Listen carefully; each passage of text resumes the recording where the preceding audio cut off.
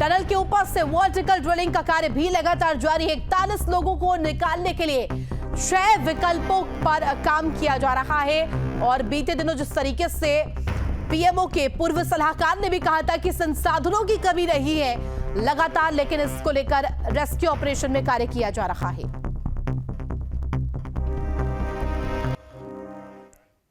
और इस वक्त की बड़ी खबर उत्तरकाशी टनल हादसे से जुड़ी है। बड़ी खबर आपको बता दें, अंतिम चरण में ड्रिल करने वाली सॉफ्ट की दिशा भटकी है। और देखिए किस तरीके से ये बड़ी खबर, बड़ी अपडेट सामने आई है। उत्तरकाशी टनल हादसे को लेकर के बीते दिन भोजन के लिए डाला जा रहा था पाइप, और पाइप भी अटकता हुआ मिला है। तो तस्वीरें आपको दिखा रहे हैं। देखिए लगातार ऑपरेशन यहां पर चलाया जा रहा है। रेस्क्यू ऑपरेशन के जरिए जो 40 जिंदगी अंदर फंसी हुई है उनको निकालने का प्रयास, जद्दोजहद लगातार जारी है मजदूरों को बचाने के लिए। देखिए किस तरीके से यहां पर पाइप्स के माध्यम से पहुंचने की कोशिश की जा रही है। आज नए सिरे से दोबारा से पाइप डाला जाएगा। तो खबर पर जानकारी के लिए संवाददाता अजीत राठी हमारे साथ लाइव जुड़ गए हैं।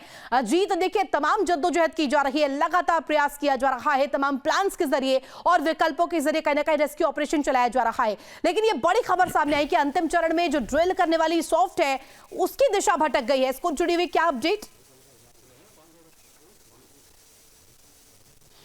जी बिल्कुल, देखिए आज 9वां दिन है और 41 लोग भीतर हैं। ऑपरेशन जहां 9 दिन पहले था आज भी वहीं का वहीं खड़ा है। कल उनको भोजन और ऑक्सीजन की मात्रा बढ़ाने के लिए, चूंकि अंदर जो 41 लोग रह रहे हैं उन पौष्टिक भोजन देना बहुत अनिवार्य हो गया है। ड्राई फ्रूट पर और मुरमुरे पर और चनों पर बहुत ज़्यादा दिन तक लोग स्वस्थ नहीं रह सकते, इसलिए पौष्टिक भोजन के लिए 5 से 6 इंच का एक पाइप डाला जा रहा था।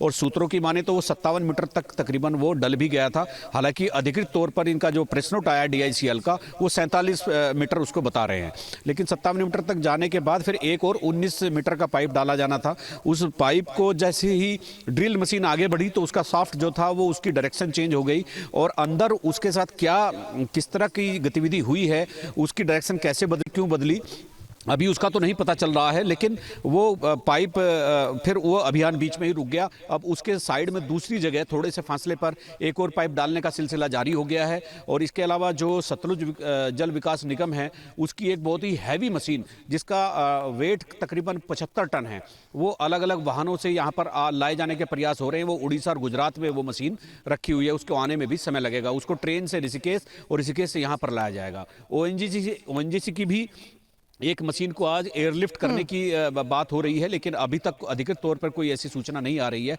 तो कुल मिलाकर के ऑपरेशन जहां 9 दिन पहले था वहीं है। 41 लोग वो जिस तरह से 9 दिन पहले अंदर थे आज भी उसी अंधी सुरंग में कैद है, और इसकी रिहाई के तमाम प्रयास अभी तक बहुत ही फलीभूत होते नहीं दिख रहे हैं। हम ये नहीं कह रहे हैं कि कोई प्रयास नहीं हो रहा है, लेकिन कोई सार्थक परिणाम अभी तक 9 दिन में सामने नहीं आया। जी निश्चित तौर पर अजीत, और ऐसे में तमाम विशेषज्ञों की जगह से जो वैज्ञानिक है, विशेषज्ञ है, कहीं ना कहीं उन्होंने विकल्प निकाले हैं और विकल्प के माध्यम से ड्रिलिंग की जा रही है। ये जानकारी आपसे चाहेंगे कि क्या चुनौतियां हैं, क्योंकि देखिए एक और बार एक और जो मिश्रण है वो कहीं ना कहीं फेल होता हुआ नजर आ रहा है। दोबारा से पाइप डालने का प्रयास किया जाएगा, लेकिन इस बीच सबसे बड़ी चुनौती जो रेस्क्यू टीम है उनके सामने क्या है?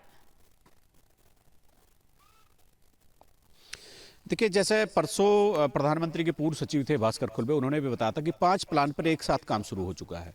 तो वो 5 प्लान, एक तो वर्टिकल ड्रिल है। वर्टिकल ड्रिल तब होगी, वहाँ रैंप बना दिया गया है, सड़क बन गई है ऊपर तक, मशीनों से पूरी चट्टाने काटकर ऊपर तक रास्ता बना दिया है। वर्टिकल ड्रिल तब शुरू होगी जब वो ONGC की मशीन आ जाएगी। दूसरा जो हॉरिजॉन्टल प्लान है 2 तरफ से, तो उसके लिए भी वो खुदाई का काम चल रहा है। इसमें दोनों प्लान में तकरीबन 2 से 3 दिन का समय और लगने की संभावना है। एक प्लान पहले से भीतर से चल रहा है जिसको वो ड्रिल मशीन ड्रिल कर रही है, लेकिन उसके वाइब्रेशन से क्रैक आने के खतरे हैं, तो वो धीरे धीरे जितना हो सकता है वो उतना ही कर पा रही है। वो उसके परिणाम भी बहुत सार्थक साबित नहीं हो रहे हैं।